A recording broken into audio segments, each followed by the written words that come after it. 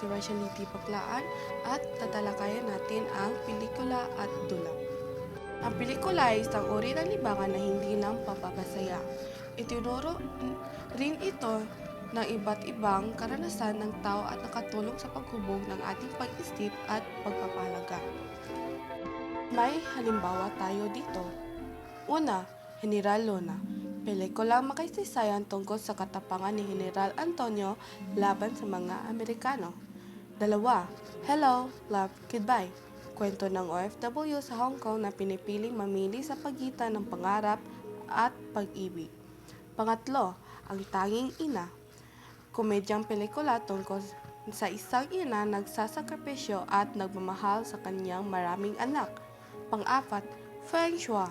Horror film tungkol sa isang bagwa mirror na nagdadala ng swerte at sumpa. Panglima, Metanoia. Unang 3D animated film ng Pilipinas tungkol sa pagkakaibigan at balanse ng virtual at tunay na buhay.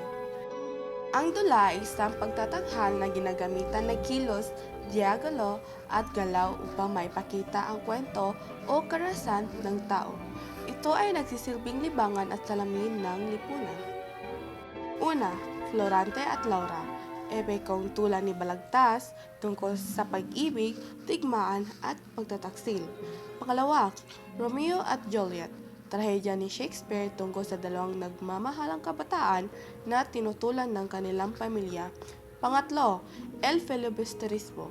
Nobela ni Rizal na nagsisiwalat ng pag-aabuso ng mga Espanyol at nagmulat ng mga Pilipino. At pang-apat naman, Sa Ngalan ng Anak, tula tungkol sa sakripisyo at pagmamahal ng magulang para sa anak.